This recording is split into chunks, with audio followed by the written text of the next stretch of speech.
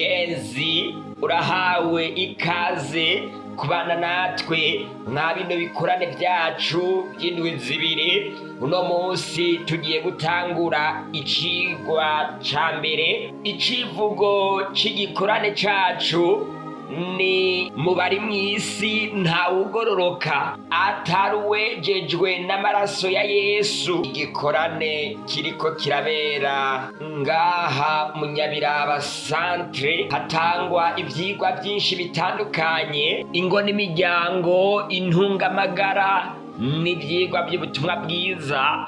Ariko kuba dukurikirana bari ku mbuga ngurukanabumenyi, bobo baza gukurikirana icigwa c'ubutumwa bwiza giciye kuri projecteur mushikirizwa na mwene so Jimmy Nishimwe. Isomo ibikorane vyacu bizokwisunga riboneka ya mucete ca mbere Petero yanditse igice ca 4 ku murongo w'18 gushikana ku murongo wa 19. Indirimbo nayo ni indirimbo ya 55 ivuga ngo mubari mw'isi ntawugororoka. Mpamagarire abariko baradukurikirana bari ku mbuga ngurukanabumenyi, niba biboroheye bashobora kuririmba ino ndirimbo. Icigwa cacu c'uno munsi, icigwa cacu co kuri uno mugoroba kivuga ngo kuberiki hari kubabara cane. Kuberiki hari kubabara cane nico cigwa cacu c'uno mugoroba. Umubabaro tubamwo wavuye he? Tuzi neza yuko Imana yaremye ibintu bitunganye kubw'urukundo rwayo, yamara mwa kino gihe turi ku isi yuzuyemwo ibibazo, ingwara, imiriro, amapfa, ama-aksida n'ibindi bibazo vyinshi ku isi biruzuye. Ikibazo niki? Iwanyu indya zirahari? Iwanyu biri cagendeka? Mwebwe mubibona gute? Ino si yaramaze kumera amenyo. Kuberiki hari kubabara cane? Koko kino ni kibazo buri wese yibaza, kino ni kibazo wewe ushobora kuba wibaza, kandi ni kibazo nanje nshobora kuba nibaza. Mugenzi, nagira ndagutangarize yuko vyose bifise inkomoko mw'ijuru. Bibiliya yigisha iki? Imana yaremye ibintu ari vyiza bitunganye, irema abamarayika bari uburyo bubiri, abakerubi hamwe n'abaserafi. Ibaha umukuru ari we Rusuferi ngo bayikorere. Rusuferi yarahawe ubwenge, ubwiza, ubushobozi butagabanije, yari umwishikira ku Mana. Mw'ijuru wari umunezero akataraboneka. Umumarayika yarashikirana n'uwundi mumarayika, bakaganira kandi bakanezerwa. Bari bayoboka umuremyi wabo. Wari umunezero mwinshi wakataraboneka mw'ijuru. Ezekiyeli igice ca 28 ku murongo wa 12 gushikana ku murongo wa 16 hariho ico haduhishurira, twereka ivy'ubwumutsi bw'uno mumarayika. Muri ino mvugo ngo ubwiza bwawe nibwo bwateye umutima wawe kwishira hejuru. Inzigo n'ishari vyinshi vyamuteye kubugwanya amategeko y'Imana. Inzigo n'ishari vyinshi vyamuteye kubugwanya amategeko y'Imana. Yatanguje urugamba ruhambaye mw'ijuru rwo kugwanya amategeko y'Imana. Niwabona umuntu agwanya amategeko y'Imana, ntuzo kwiyumvira ukundi, umenye yuko uwo muntu ariko arifatanya na Satani, kubera yuko na Satani nawe intambara yo kugumuka kwiwe yayitanguriye mw'ijuru. Hari abantu benshi biga kandi bakizera yuko amategeko y'Imana yakuweho, yamara Bibiliya ivuga ngo ibikorwa by'intoke ziwe n'ukuri no kuroranya amabwirizwa yiwe yose arahamye, arashinzwe gushitsa ibihe bitazoshira. Zaburi 111 ku murongo w'indwi gushikana ku 8 yatanguye kwiyumvira ico yokora kugira ngo yigarurire abandi bamarayika, yatanguye propagande, atangura kwigisha abandi bamarayika. Murabona Imana irarenganya, amategeko yayo n'ay'umukazo. Hamwe mwokwemera mukanyoboka, mworaba jewe nobagirira ibyiza, maze uburiganya bwiwe butangura kumvikana mu bamarayika bamwe bamwe. Yarahanuwe yanka kumva. Imana yarafashe umwanya wihariye wo kumuhanura, imara igihe kirekire iriko iramwereka. Rusuferi, reba nagukoreye byose, reba naguhaye ubwenge, reba nta kintu na kimwe nakwimye, reba nuheba ubwo bw'umutsi. Rusuferi aca atangura kwiyumvira ati Imana iratsinzwe kubera yuko itanguye kuza kundondera. Maze aca aravuga ngo hano rero ndabonye febreze y'Imana. Hari abantu bagenda mu byaha bahanurwa bakanka kumva. Imana yarahanuye Rusuferi yanka kumva. Iyo rero umuntu yanse kumva iby'ukuri, igikurikira ni intambara. Aho nyene intambara yo kurwanira ubutware mw'ijuru kiratangura. Ngo wewe Mana urarenganya, utwaza umukazo n'ibindi birego Rusuferi yatora. Bibiliya yerekana yuko mw'ijuru habaye intambara. Ntabwo tuzi ibigwanisho byakoresheje mw'ijuru, ariko icyo Bibiliya ivuga gusa nuko habaye intambara. Bibiliya ivuga ngo mw'ijuru habyuka intambara. Bagenzi, baragwanye birakomera, mw'ijuru haba intambara, maze baragwana. Rusuferi arihagurukira agwanya n'abamarayika biwe. Mbega Bibiliya ibivuga gute?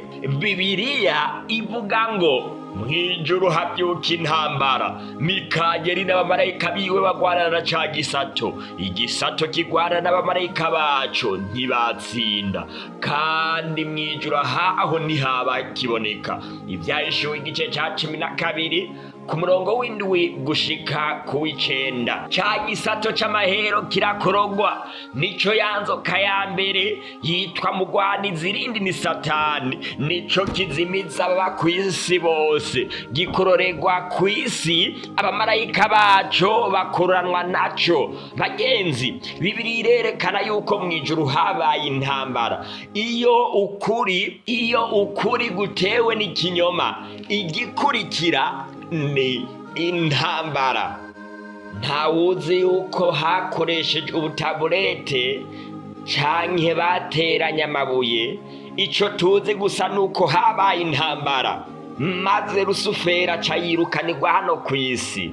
Satani, wa mumarayika yahora yitwa Rusuferi, aca yitwa Satani, yirukanirwa hano kw'isi. Bibiliya ivuga ngo ewe ukuntu ukorotse uvuye mw'ijuru, wa nyenyeri yo mu murungubunguwe, wa mwana w'umutwenzi, ewe ingene uciye ugashika hasi, wewe watsinda amahanga, wari waribariye mu mutima uti nzoduga nje mw'ijuru, nkuze ingoma yanje isumba inyenyeri z'Imana.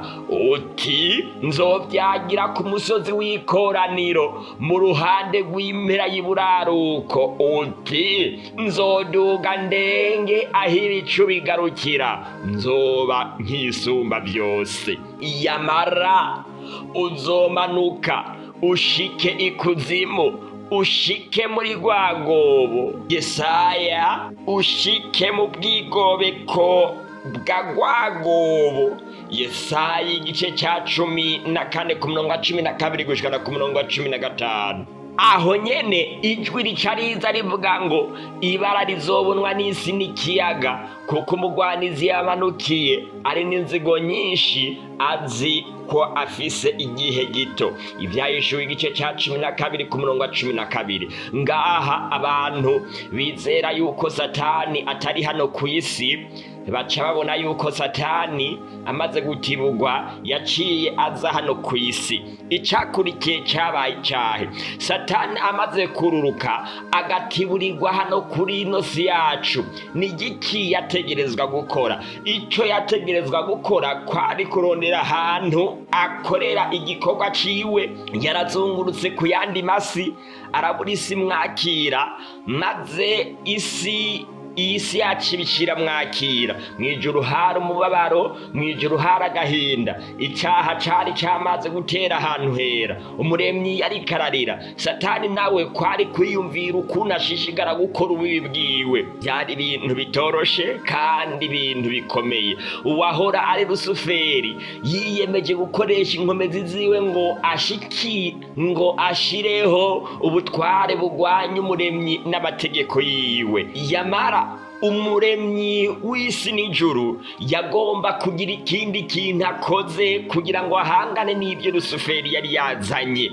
Umuti ni kugaragariza ibyaremwe byose urukundo ruhambaye rw'Imana, umuremyi wa byose. Imana iri bubigire gute? None Imana ico yakoze yaciye iza guhishura isi yari yararemye, iravuga byose biraba nkuko tubibona hariya mu gitabo c'itangura igice ca mbere, ihera ku munsi wa mbere ishikana ku munsi ugira gatandatu. Ku munsi ugira gatandatu yaremye ibikoko bifise imigere minini minini, maze Imana imaze guheza ibyo iherukira umuntu. Imana umuntu yamuremye mw'ishusho yayo, mw'ishusho yayo niho Imana yamuremye.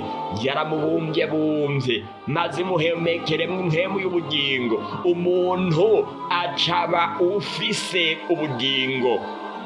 Ni igikorwa gihambaye cyane Imana yadukoreye, ko yatubumbabumbye mw'ivu kandi ikaduha guhumeka. Hari ikinyoma ca Charles Darwin kemeza yuko umuntu ataremwe ahubwo yavuye mw'ihindagurika ry'ibihe. Iki ni ikinyoma. Bibiliya yigisha yuko umuntu yaremwe.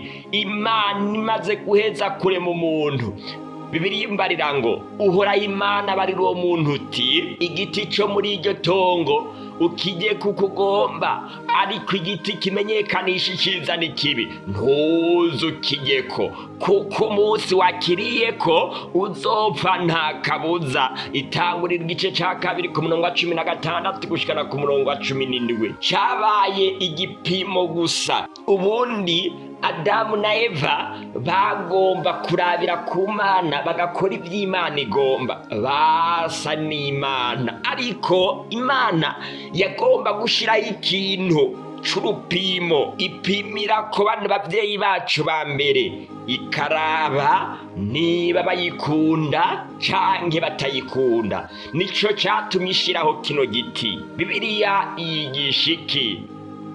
Bibiliya ivuga ngo igihe kimwe Eva yagiye kwiyerera. Eva, inyandiko zera zivuga yuko bo kino gihe yarahagaze mbere ya kino giti acitegereza kari ciza, maze Satani nawe yihindura mu nzoka, maze Eva yumva inzoka ivuze biramutangaza cyane, maze yiyumvira kumviriza neza ivyerekeye iyo nzoka, maze yumvira ivy'inzoka ivuze, kandi aravye abona ukuntu ico gitari ciza kibereye kuribwa, arakirya nk'uko inzoka yihishe mwo Satani yari yihereje kumubwira. Itanguriro igice ca gatatu ku murongo wa mbere niho bino biboneka. Satani yahisemo guca mu nzoka kubw'ubukerebutsi bwayo. Bibiliya ivuga ko inzoka yarusha ubugungi ibindi bikoko byose byo mw'ishamba uhoraho Imana yaremye.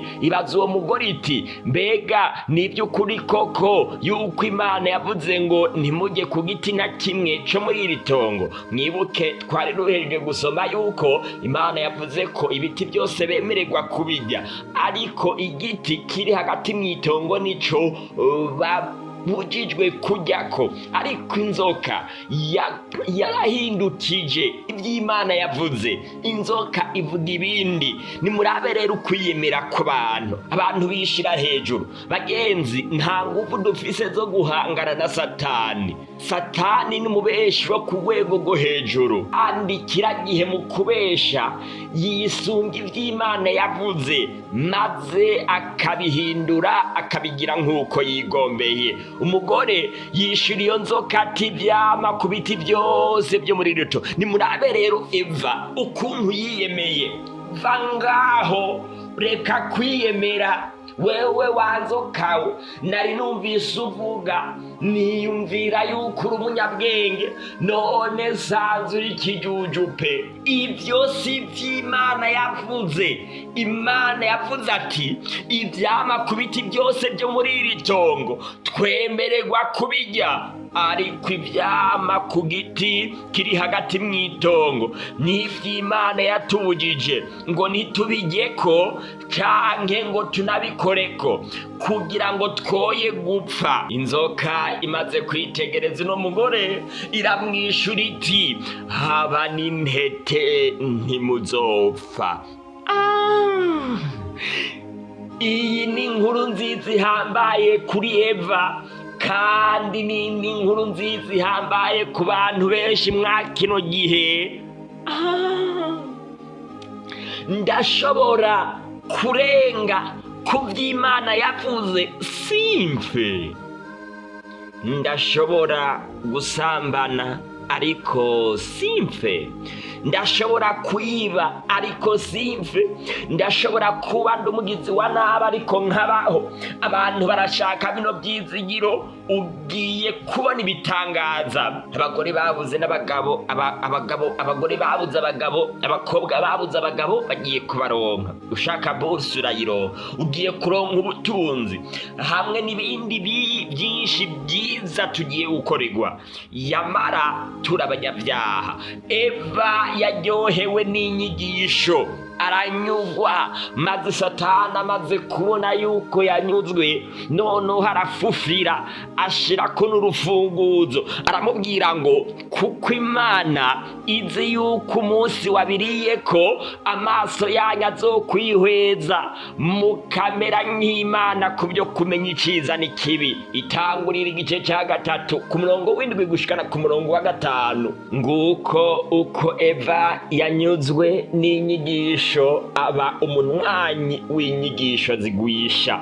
Mbega wewe hakurikijwe kamere yawe, hakurikijwe ibyo witwa byiza, hakurikijwe ibyo kunda, nta nyigisho z'ikinyoma zikuremesha wibereyemwo zidaguhamagarira guheba icyaha, yamara ziguhamagarira kumva yuko naho worenga ku by'Imana yavuze Imana ishobora kukwemera. Icigwa kivuga ngo kubera iki hari kubabara cyane. Mugenzi, icyaha kimaze kuza hano ku isi habaye ingaruka zikomeye. Ingaruka z'icyaha: ishavu, umubabaro, amarira, ugucika intege hamwe n'urupfu.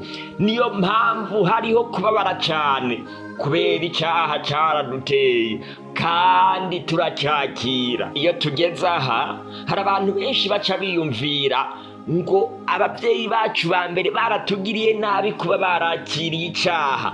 Mbega ko bakiriye icyaha, kubera iki nawe ugikora icyaha? Ababyeyi bacu bamaze kurenga ku by'Imana yavuze, baciye bagenda kwinyegeza. Icyakurikiye kwabaye kwirukanwa mu itongo bari barahawe ngo babemwo, maze Imana iririndisha umumarayika w'ubushobozi. Muri Edeni umuntu yaratunganye kandi afitaniye imigenderanire myiza n'ivyaremwe vyose. Ubucuti mu bikoko, ibikoko by'ibinyenkomezi byarakundana kandi byari bisangiye ubuzima bwiza muri Edeni.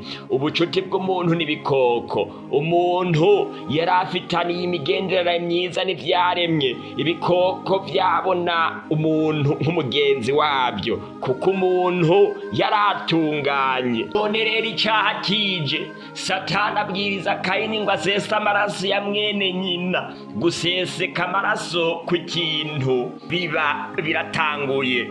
Itangurira igice ca 4 ku murongo w'10.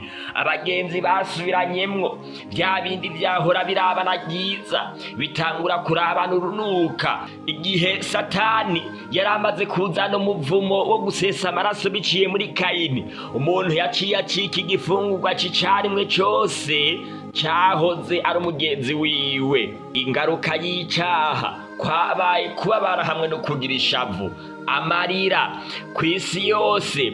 Abantu baba mu marira adahera bikomotse ku bintu bitandukanye, kandi byose biva ku ngaruka y'ibyo Satani yoheje umuntu. Ingaruka z'icaha n'urupfu. Impfuvyi mwa kino gihe ni nyinshi. Isi yaremwe itunganye yahindutse isi y'agahinda n'uruhagarara. None tuzokwama mu mubabaro gushika ryari? Igihe Adamu na Eva bacumura, umwagazi w'intama yarishwe, berekwa ko hakwiye kugira igisesa amaraso mu cimbo cabo kugira ngo bakire. Itangurira igice ca 3 ku murongo wa 21. Isezerano ry'Imana ryabaye iri: nzoshira inyankane hagati yawe n'uyu mugore no hagati y'urubyaro rwawe n'ugwiwe.